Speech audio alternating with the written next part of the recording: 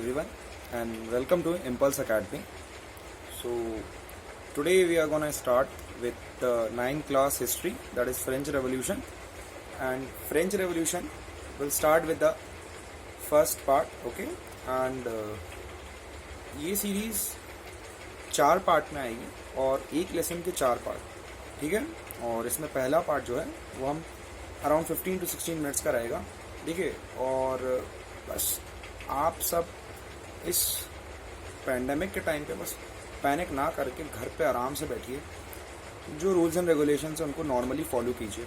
और इसके अलावा आपको कुछ खास करना नहीं है, बाकी हाँ बट अपनी पढ़ाई का ज़रूर ध्यान रखें, अपनी पढ़ाई को इग्नोर ना करें, क्योंकि अगर आप ज़रूरत से ज़्यादा अगर पढ़ाई से पीछे हटेंगे तो फिर बाद में कवर करने में उतनी ही दिक्कत होगी, ठीक है। तो इसके लिए आपको ध्यान रखना है कि आप पढ़ाई से उतना दूर ना हो। और क्योंकि आप सब इम्पल्स एकेडमी से जुड़े हैं, आप सभी के पास ऐप है, तो इसका भरपूर फ़ायदा आप उठा पाएंगे, क्योंकि इसमें लगातार लेक्चर्स अपलोड हो रहे हैं साइंस के, 9th क्लास के, 10th क्लास के, अब SST भी स्टार्ट हो रहा है आज से। तो आप बस इसका बेनिफिट लीजिए और जितना हो सके इसको रीच कराइए। मतलब आप अपने और भी फ्रेंड्स को बता सकते हैं जो 9th क्लास में, 10th क्लास में, सो दैट वो भी इसका बेनिफिट उठाएं, है ना। क्योंकि ये एक ऐसा टाइम है जो कभी अभी फ़िलहाल तो मतलब जो है कोई बाहर नहीं जा सकता है, बट डेफिनेटली इस ऐप के थ्रू, आप इम्पल्स एकेडमी के थ्रू आप पढ़ सकते हो घर पे बैठे हुए। तो देखिए, आज सबसे पहले हम स्टार्ट करेंगे फ्रेंच रेवोल्यूशन में। और फ्रेंच रेवोल्यूशन जो कि एक बहुत ही इम्पॉर्टेंट इवेंट है, इवेंट मतलब एक तरह से घटना, और इसकी इम्पोर्टेंस कुछ ऐसी है कि आप ये समझ लीजिए इसके बाद से दुनिया भर में और बहुत सारी ऐसे इवेंट्स हुए जिनकी वजह से समझ लीजिए पूरा का पूरा ऑर्डर ही चेंज हो गया। ऑर्डर इन द सेंस एक पूरा जो स्टेट, एक सोसाइटी, जो कंट्री चल रही थी उसको पूरा रूल करने का तरीका ही बदल गया। ना केवल तरीका बदला बल्कि सोशल चेंजेस आए, रिलीजियस चेंजेस आ गए, फिर उसके बाद सीधा सीधा रूलिंग चेंजेस आ गए। तो इसलिए फ्रेंच रेवोल्यूशन बहुत इंपॉर्टेंट है। अगर मैं आपको फ्रेंच रेवोल्यूशन, क्योंकि आप 8th क्लास से 9th क्लास में आए, तो थोड़ा सा मैं इसको कनेक्ट करते हुए आपको बताऊंगा कि 8th क्लास में जहां आपने लास्ट लेसन पढ़ा होगा, जहां political formations in the sub continent, जिसमें आखिरी में आपको टीपू सुल्तान, हैदर अली के बारे में बताया, ये वही टाइम पीरियड है जिस टाइम पर ऑन द वेस्टर्न साइड, मतलब जहां इंडिया यहाँ है तो वहीं वेस्टर्न साइड में टीपू सुल्तान के टाइम पे, उधर पे फ्रेंच रेवोल्यूशन का टाइम चल रहा था। मतलब ये वही टाइम था जब लुई 16 फ्रांस में रूल कर रहे थे और उन्हीं के कंटेम्प्रेरी थे नेपोलियन, ठीक है। तो ये वही टाइम है। तो इस कहानी को शुरू करते हैं। देखिए, हिस्ट्री ज़्यादातर लोगों को बोरिंग लगता है, बट ऐसा है कि अगर आप हिस्ट्री में थोड़ा इंटरेस्ट ले, बात तो ये भी कि मतलब हिस्ट्री अगर कोई आपको प्रॉपरली, अगर पूरे SST की बात करो, अगर कोई बहुत अच्छे तरीके से समझाए in the form of a story, तो डेफिनेटली आपको कभी बोरिंग नहीं लग सकती है, ठीक है। तो देखिए, अगर हम बात कर रहे हैं फ्रेंच रेवोल्यूशन की, तो फ्रेंच रेवोल्यूशन में फ्रेंच रेवोल्यूशन होने के कारण को समझना पड़ेगा। अगर हम डायरेक्ट रेवोल्यूशन पे आ जाएंगे तो it will be a bit awkward कि मतलब ये क्यों हो रहा है, कैसे हो गया ऑल ऑफ अ सडन, तो ये समझने की ज़रूरत है ना। तो इसके पहले मैं आपको बताऊं कि जो 1789, जो कि वो इम्पॉर्टेंट ईयर है जब फ्रेंच रेवोल्यूशन हुआ था, तो फ्रेंच रेवोल्यूशन के उस ईयर के कुछ ईयर पहले अगर मैं आपको थोड़ा पीछे ले जाऊं तो 1776, तो 1777 के आसपास की जो ईयर है, उन ईयर्स के आसपास में ही America, that is United States of America, the great USA, इन्हें इंडिपेंडेंस मिली थी। और ये इंडिपेंडेंस और किसी से नहीं बल्कि वही ब्रिटिशर जिन्होंने हमें भी कॉलोनाइज किया था, इन्होंने USA को भी कॉलोनाइज किया था। तो USA जो था बेसिकली वो इनका कॉलोनी था। अब हुआ यूं कि USA कॉलोनी था ब्रिटिश का, और ब्रिटिश के नेबर जो थे वो थे फ्रेंच, और फ्रेंच और ब्रिटिश की शुरू से ही आपस में कभी मतलब खास कभी बनती थी, कभी नहीं बनती थी। वो आपस में कभी लड़ते थे, कभी फ्रेंडशिप भी रहती थी। तो मतलब ये ब्रिटिश और फ्रांस का चलता ही रहता था। बट हाँ, ये चीज़ थी कि before even the 18th century, 15, 16, 14 century में ये दो कंट्री जो थी वो काफ़ी बहुत बड़ी पावर थी यूरोप में। मतलब ये वो समय था जब यूरोप में जर्मनी और इटली जैसे देश बने ही नहीं थे। तो बेसिकली अगर मैं बात करूँ तो जो फ्रांस का वो जो समय था, मतलब काफ़ी डोमिनियन इनका था। तो अब होता क्या है कि जब अमेरिका में रेवोल्यूशन चल रहा होता है, रेवोल्यूशन का मतलब आप सभी समझते होंगे बहुत अच्छे से, क्योंकि आपने आखिरी में 8th क्लास में समझा होगा रेवोल्यूशन का मतलब। अगर नहीं भी है तो मैं आपको बताता हूँ।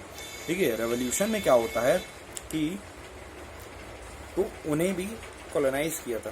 तो अब हुआ यूँ कि जब ब्रिटिशर से अमेरिकन्स आज़ादी चाहते थे तो उनको आज़ादी देने के लिए मतलब ये बात तय थी कि मतलब ब्रिटिशर्स रेडी थे, they were ready to give them independence. अब हुआ यूँ कि अमेरिकन्स ने कोई खास मदद मांगी नहीं थी फ्रेंच से, फ्रांस जो था बेसिकली। और उस समय फ्रांस बर्बन डायनेस्टी जो पूरे चैप्टर में है वो वही बर्बन डायनेस्टी थी और लुई 16 राजा थे। और लुई 16 ने एक ऐसी मदद करी यूएसए की, अमेरिका की, ब्रिटिशर से उनको आज़ादी दिलाने में, मतलब जो एक ऐसी मदद उन्होंने मांगी नहीं थी खासा, है ना। और बेसिकली एक तरह से उनके अमेरिकन वॉर ऑफ इंडिपेंडेंस में शामिल होगा जाकर। और जब ये अमेरिकन वॉर ऑफ इंडिपेंडेंस में शामिल हुए तो इनकी जितनी भी ट्रेजरी थी, बेसिकली इनके पास जितना भी पैसा था, जितना भी इनका खजाना था, वो सारा का सारा इनका ड्रेन आउट हो गया। मतलब कि ये खाली हो गया, ये खाली हो गया अमेरिकन को आज़ादी दिलाने में, वो भी ब्रिटिशर से, ठीक है। अब जो कि खजाना खाली हुआ तो लुई 16 तो थे, तो अब लुई 16 जो थे वो थोड़े इनकेपेबल रूलर थे। मतलब ये वो एक ऐसे राजा थे, मतलब मैं ये कहूँगा कि ये राजा में इतनी काबिलियत नहीं थी, मतलब he was not like a true king, okay. अब देखिए, अच्छा एक और चीज़ बता दूं मैं आपको कि जहाँ भी आपको वर्ड सुनने को मिले मोनार्क, मोनार्की, मोनार्क बेसिकली इसका मतलब होता है कि जहाँ पर एक किंग या क्वीन का रूल हो या एक रॉयल फैमिली उस किंगडम को रूल कर रही हो, बेसिकली एक सिटी को या एक टाउन को या एक कंट्री को या एक स्टेट को, है ना, एक एरिया को पर्टिकुलर। क्योंकि 17, 18, 19 सेंचुरी तक आपको बेसिकली देश के नाम नहीं मिलेंगे, किंगडम्स के नाम मिलेंगे। तो किंगडम के हिसाब से आप समझ सकते हैं इस चीज़ को। अब होता यूँ है कि इन्होंने मदद तो कर दी, अब इनका खजाना खाली हो गया।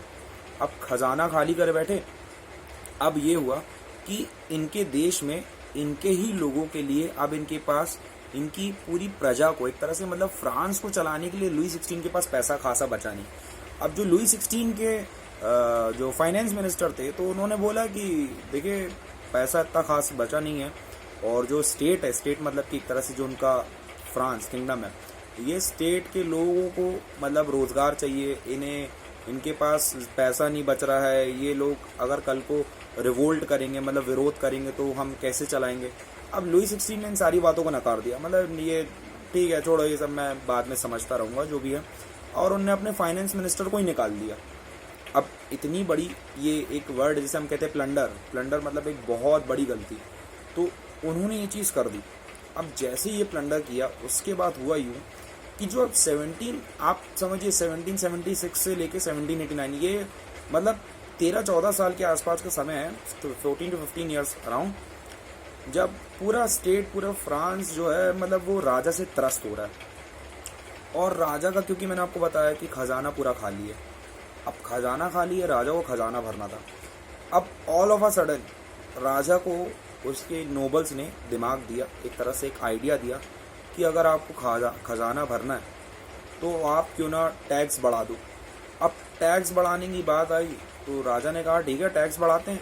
अब देखिए यहाँ पर एक आयरनी है इस बात की कि टैक्स तो वो बढ़ाते, लेकिन टैक्स जो है वो सिर्फ वो उन गरीब और मिडिल क्लास लोगों से लेने वाले थे। अच्छा, इसके साथ में आपको फ्रेंच सोसाइटी का भी स्ट्रक्चर बता दूं कि जैसे हर सोसाइटी में होता है कि मतलब किस किस तरह के लोग होते हैं। तो फ्रेंच सोसाइटी में जो लोग हैं वहाँ पर 3 तरह के थे। पहला तो नोबिलिटी, नोबिलिटी वो लोग, नोबल्स, जो कि एरिस्टोक्रेट्स यानी कि फ्यूडल लॉर्ड्स, बेसिकली ये बहुत लैंड लॉर्ड्स हुआ करते थे, रईस हुआ करते थे, बहुत ही पैसे वाले लोग थे और राजा के कोर्ट में काम करते थे, राजा के लिए काम करते थे, राजा के बहुत क्लोज होते थे, है ना, और ये रॉयल लोग होते थे बेसिकली। अब दूसरे जो हैं वो है क्लर्जी। क्लर्जी वर्ड जो है वो रिलेट करता है चर्च से, और क्लर्जी जो लोग थे वो सारे ही बेसिकली चर्च के मेंबर्स थे। मतलब जैसे चर्च के मेंबर में अगर आप बात करें नन या फादर, प्रीस्ट, जितने भी लोग हुआ करते थे वो उनके लिए। अब तीसरे आते हैं जो मेजॉरिटी पॉपुलेशन थी, मेजॉरिटी जनता थी, सबसे ज़्यादा आबादी थी, वो थी अनप्रिविलेज। अब जो अनप्रिविलेज क्लास थी, अनप्रिविलेज वर्ड ही डिफाइन करता है कि ये वो लोग जिन्हें कुछ खास मिला नहीं और इनके पास कुछ कोई खास, इनका मतलब एक अधिकार भी नहीं था, इनका कोई खास समाज में दर्जा भी नहीं था, स्टेटस भी नहीं था। और इसी चीज़ को देखते हुए जो है वो जो लोग थे अनप्रिविलेज क्लास के, उन लोगों को हमेशा से इस बात की मतलब एक मन में दुख रहता था कि हम रहते तो हैं, हम टैक्स भी दे रहे हैं, हम सब कुछ है, लेकिन हमारा समाज में कोई खासा दर्जा नहीं है, बोलने का कोई खास हक नहीं है। और ये काफ़ी लंबे टाइम से चल रहा था। तो ये एक तरह से मैं कहूँ, ये जो है एक रईस और गरीब का भेदभाव था फ्रांस में, और बेसिकली आपको यूरोप के कई हिस्सों में देखने मिलेगा। इवन जब आप अगर 10th क्लास में भी पढ़ेंगे या 9th क्लास में, अभी आप और भी चैप्टर्स में पढ़ेंगे, रशियन रेवोल्यूशन और जो और भी चैप्टर्स आएंगे, तो उसमें भी आपको देखने मिलेगा कि ये जो है ये अमीर और गरीब का भेदभाव चलता था यूरोप में। अब होता क्या है कि इस दौरान जब राजा टैक्स बढ़ाने की करते हैं, बात को सोचते हैं, तो ये बात बाहर चली जाती है। अब जब ये बात बाहर जाती है तो लोगों को पता चल जाता है कि अरे भैया टैक्स बढ़ाने वाले हैं ये, तो अब क्या करें। अब जब टैक्स बढ़ाने वाले हैं तो लुई 16 टैक्स डायरेक्टली नहीं बढ़ा सकते। इनको बेसिकली एक तरीका फॉलो करना था, एक फॉर्मेलिटी जिसे मैं कहूँ, तो वो फॉर्मेलिटी के थ्रू इनको टैक्स बढ़ाना था। अब फॉर्मेलिटी को थ्रू टैक्स बढ़ाना तो था, लेकिन देखिए अब यहाँ भी एक आयरनी है। टैक्स तो ये बढ़ा रहे हैं, टैक्स लेंगे, लेकिन ये टैक्स लेंगे किससे? नोबल्स और क्लर्जी को छोड़कर। इन नोबल्स और क्लर्जी को छोड़कर सिर्फ जितनी भी अनप्रिविलेज क्लास है उनसे टैक्स लेंगे। और यही इस बात की आयरनी है कि वही गरीब और अनप्रिविलेज जनता जिनसे आपको टैक्स लेना है, आप उन्हीं को अधिकार नहीं दे रहे हो, आप उन्हीं को कोई दर्जा नहीं दे रहे हो, और उसके बाद भी आपको टैक्स उन्हीं से चाहिए। तो ये उस समय की जो ये एक बहुत बड़ा कारण बना आगे चल के फ्रेंच रेवोल्यूशन होने का। अब हुआ यूं ही कि जब बात पता चली कि ये जो किंग है ये टैक्स बढ़ाने वाले हैं, और टैक्स जो ऑलरेडी दे रहे हैं लोग, तो मतलब ये वो टाइम था जब लोगों के पास ऑलरेडी पैसा था नहीं, और जो लोग हैं वो वैसे ही परेशान थे कि मतलब पैसा है नहीं, अब हम और टैक्स अगर ये बढ़ा के लेंगे तो हम टैक्स देंगे कहाँ से आकर, है ना।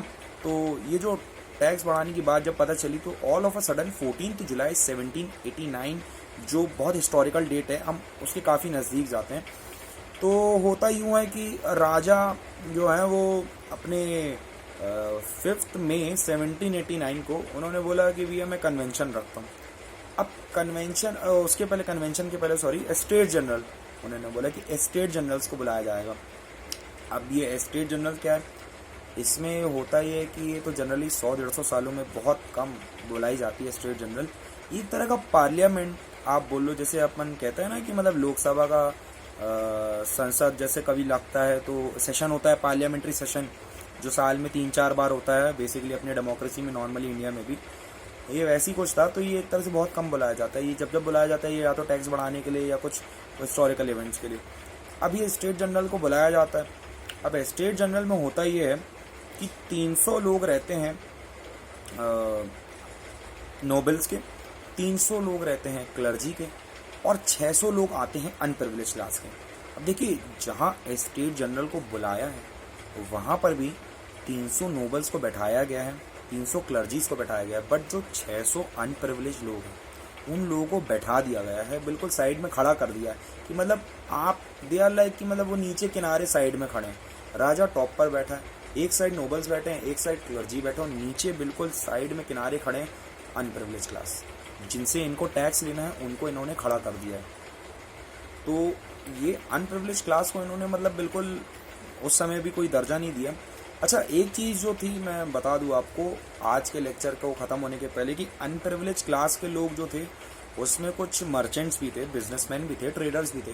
तो कुछ लोग ऐसे थे मतलब जो थोड़ा व्यापार करके मतलब बिजनेस करके आस पड़ोस के आजू बाजू के किंगडम्स में करके बिजनेस उन्होंने थोड़ा पैसा कमा लिया था, और उन्होंने अपने जो बच्चों को मतलब एजुकेशन दिला के थोड़ा उनको पढ़ा लिखा लिया था। तो बहुत से लोग जो थे अनप्रिविलेज में, लॉयर्स भी थे, टीचर्स भी थे, और बिजनेसमैन थे, ट्रेडर्स थे, मर्चेंट्स थे। तो ये वो लोग थे जो समझदार थे, पढ़े लिखे थे, और जो बेसिकली मेजॉरिटी पॉपुलेशन है, अनप्रिविलेज जनता है, और ये उनकी आवाज़ बनने का भी एक कारण था।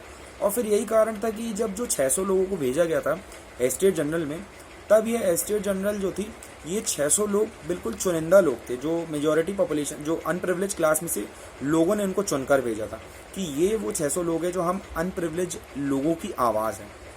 अब स्टेट जनरल की बात आती है तो जब राजा आते हैं भैया वहाँ पर बैठते हैं और वो कहते हैं कि मैं टैक्स डबल करने वाला हूँ, और इस बात को लेके वो वोटिंग करते हैं। तो वोटिंग में होता ही है कि वो एक तरफ नोबल से कहते हैं और एक तरफ क्लर्जी से। अब दोनों तरफ जब नोबल्स और क्लर्जी बैठे हैं, और नोबल्स और क्लर्जी को तो टैक्स देना ही नहीं है, तो जब राजा ने जैसे ही बोला कि मैं टैक्स डबल करने वाला हूँ, बढ़ाने वाला हूँ, तो नोबल्स और क्लर्जी ने तुरंत वोट कर दिया, श्योर वो तो करेंगे। तो उन्होंने इस बात पे कोई उनको मतलब मैं कहता हूँ जैसे बेसिकली कोई ऑब्जेक्शन ही नहीं था, आपत्ति नहीं थी, ठीक है बढ़ा दो, क्योंकि उनको तो टैक्स देना ही नहीं था, टैक्स देना था अनप्रिविलेज क्लास को। और भैया जनता को पहले से ही आपने इतना त्रस्त कर दिया है, ऊपर से अब आप उनको मूर्ख समझ रहे हो, तो ये बहुत बड़ी गलती है। और मैंने आपको शुरू में बताया कि राजा तो वैसे ही इनकेपेबल थे, ये खास कोई अच्छे राजा तो थे नहीं, तो इन्होंने जो गलती करी ये बहुत बड़ा प्लंडर साबित हुआ।